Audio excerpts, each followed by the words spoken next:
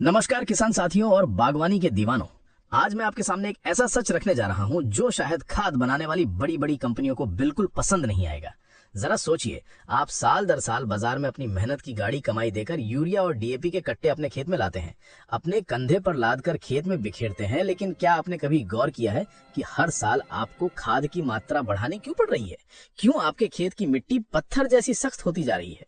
आज मैं आपको एक ऐसा राज बताने वाला हूँ, एक ऐसा फॉर्मूला देने वाला हूँ जो आपके खेती के खर्च को हजारों रुपयों से घटाकर मात्र 200 रुपए पर ले आएगा। और पैदावार देखकर आपके पड़ोसी भी हैरान रह जाएंगे कि आखिर आपने खेत में डाला क्या है।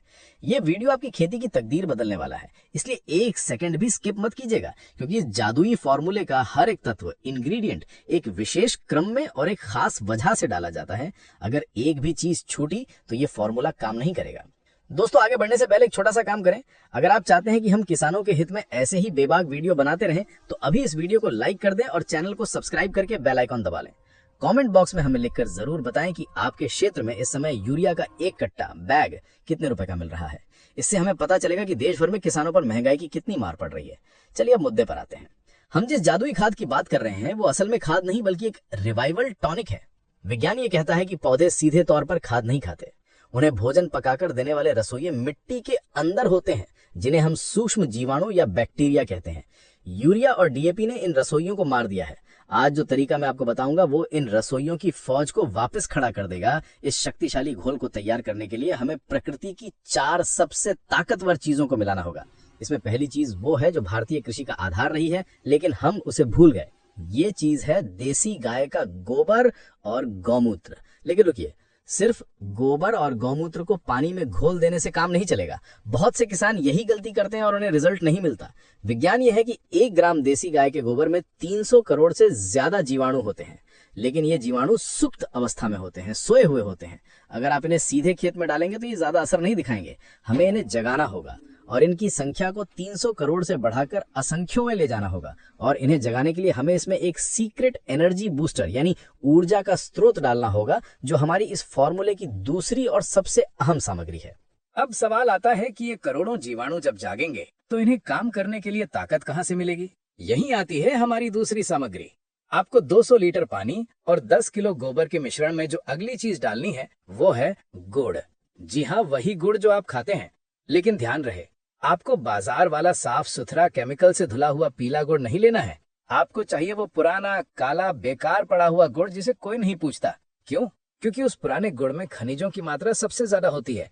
जैसे ही आप 2 किलो गुड़ का घोल बनाकर इस मिश्रण में डालते हैं, एक अद्भुत रासायनिक क्रिया शुरू होती है। गुड़ इन जीवाणुओं के लिए ग्लूकोज यानी इंस्टेंट एनर्जी का काम करता है। इसे खाते ही जीवाणु पागलपन की हद तक एक्टिव हो जाते हैं और अपनी संख्या बढ़ाना शुरू कर देते हैं। लेकिन अभी वीडियो छोड़कर मत जाइएगा, क्योंकि सिर्फ ऊर्जा मिलने से काम नहीं बनेगा। अभी इन जीवाणुओं को शरीर बनाने के लिए प्रोटीन की जरूरत पड़ेगी। और वो प्रोटीन कहाँ से आएगा? उसके लिए हमें इसमें एक तीसरी चीज मिलानी होगी जो इस घोल की ताकत को 10 गुना बढ़ा देगी। वो तीसरी चीज जिसके बिना ये घोल अधूरा है वो है बेसन या किसी भी दाल का आटा। आप 2 किलो बेसन या फिर मूंग, उड़द या अरहर की दाल का आटा ले सकते हैं। सड़ा गला आटा भी चलेगा। विज्ञान को समझिए, गुड़ ने दी ऊर्जा यानी कार्बोहाइड्रेट और बेसन ने दिया प्रोटीन। जब ये दोनों चीजें गोबर और गौमूत्र के कल्चर में मिलती हैं तो किण्वन यानी फर्मेंटेशन की प्रक्रिया धमाके की तरह तेज हो जाती है। वैज्ञानिकों के अनुसार इस मिश्रण में जीवाणु हर 20 मिनट में अपनी संख्या को 2 गुना कर लेते हैं। सोचिए, जो 300 करोड़ जीवाणु थे वो 24 घंटे में ही खरबों की संख्या पार कर जाते हैं। लेकिन दोस्तों, अभी भी ये फॉर्मूला पूरा नहीं हुआ है। इसमें एक ब्रह्मास्त्र डालना बाकी है। एक ऐसी चीज जो इस घोल को सिर्फ खाद तक सीमित नहीं रखेगी, बल्कि इसे एक जबरदस्त कीटनाशक और फंगीसाइड भी बना देगी। वो आखिरी और चौथी चीज क्या है, ये जानना आपके लिए सबसे ज्यादा जरूरी है। वो चौथी और सबसे रहस्यमयी सामग्री है बरगद या पीपल के पेड़ के नीचे की एक मुट्ठी मिट्टी। अब आप सोच रहे होंगे कि मिट्टी ही तो है, इसमें क्या खास है? यही तो राज है। बरगद या पीपल का पेड़ दिन रात ऑक्सीजन छोड़ता है और उसकी जड़ों के आसपास की मिट्टी में ऐसे प्राचीन और ताकतवर जीवाणु पाए जाते हैं जो हमारे खेतों से रसायनों के कारण गायब हो चुके हैं। जब आप उस जीवंत मिट्टी को अपने ड्रम में डालते हैं तो आप अपने खेत में उस जंगल की शक्ति को वापस ला रहे होते हैं जहां कभी खाद नहीं डाली जाती, फिर भी पेड़ हरे भरे रहते हैं।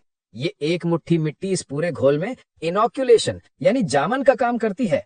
अब आपके पास 200 लीटर पानी में 10 किलो गोबर, 10 लीटर गौमूत्र, 2 किलो गुड़, 2 किलो बेसन और वो जादुई मिट्टी मिल चुकी है। लेकिन सावधान, इसे बनाने की विधि में एक छोटी सी गलती आपकी सारी मेहनत पर पानी फेर सकती है। बहुत से किसान सब कुछ सही डालते हैं, लेकिन फिर भी उनका घोल सड़ जाता है, उसमें कीड़े पड़ जाते हैं। वजह, इसे घुमाने का गलत तरीका। आपको इस घोल को डंडे से घुमाना है, लेकिन याद रखिए सिर्फ और सिर्फ घड़ी की दिशा में, यानी कि क्लॉकवाइज। इसे कभी भी उल्टा यानी कि एंटी क्लॉकवाइज मत घुमाइएगा। विज्ञान कहता है कि ब्रह्मांड में ऊर्जा का प्रवाह एक दिशा में होता है। जब हम इसे क्लॉकवाइज घुमाते हैं तो एक पॉजिटिव वोर्टेक्स बनता है जो जीवाणुओं की संरचना को मजबूत करता है। आपको इसे दिन में 2 बार, सुबह और शाम, 2-2 मिनट के लिए घुमाना है। और ड्रम को हमेशा जूट की बोरी से ढककर छाया में रखना है। धूप और बारिश का पानी इसमें बिल्कुल नहीं जाना चाहिए, नहीं तो अल्ट्रावायलेट किरणें और नन्हे जीवाणुओं को मार देंगी जिन्हें हम इतनी मेहनत से पाल रहे हैं। अब आपके मन में सवाल आ रहा होगा कि आखिर ये जादू तैयार कब होगा और पता कैसे चलेगा कि ये बन गया। 48 घंटे बाद आप देखेंगे कि ड्रम के ऊपर झाग आने लगा है और उसमें से एक खट्टी मीठी गंध आ रही है, जैसे शराब बनाने की भट्टी से आती है। ये संकेत है कि आपका कल्टर तैयार हो रहा है। गर्मियों में ये 5 दिन में और सर्दियों में 7 दिन में पूरी तरह बनकर तैयार हो जाता है। ये जो 200 लीटर गाढ़ा तरल तैयार हुआ है, ये बाजार के 50 बोरी यूरिया से भी ज्यादा ताकतवर है। इसमें नाइट्रोजन, फास्फोरस, पोटाश के साथ साथ जिंक, आयरन, कैल्शियम और वो सारे सूक्ष्म पोषक तत्व मौजूद हैं जो जीवाणुओं ने प्राकृतिक रूप से तैयार किए हैं। इसे खेत में डालने का तरीका भी बहुत दिलचस्प है, जिसे अगर आपने सही से समझ लिया तो आपको स्प्रे पंप की भी जरूरत शायद न पड़े। इसे इस्तेमाल करने का सबसे आसान तरीका है सिंचाई के साथ देना। जब आप खेत में पानी यानी कि नाका चलाएं तो ड्रम की टोटी को थोड़ा खोल दें ताकि पानी के साथ ये अमृत धीरे धीरे पूरे खेत में फैलता रहे। 1 एकड़ के लिए 200 लीटर घोल काफी है। ये मिट्टी में जाते ही वहां मौजूद सुप्त केंचुओं को जगा देगा। आप देखेंगे कि मात्र 15 से 20 दिनों में आपके खेत में केंचुओं की हलचल शुरू हो जाएगी। केंचुए नीचे की उपजाऊ मिट्टी को ऊपर लाएंगे और आपकी जमीन को इतना पोला यानी कि सॉफ्ट कर देंगे कि जड़ें गहराई तक जाएंगे। और अगर आप सब्जी की खेती करते हैं, टमाटर, मिर्च, बैंगन, लौकी, तो आप इसे छानकर स्प्रे भी कर सकते हैं। स्प्रे के लिए 15 लीटर की टंकी में 1 से 2 लीटर ये घोल और बाकी पानी मिलाकर छिड़काव करें।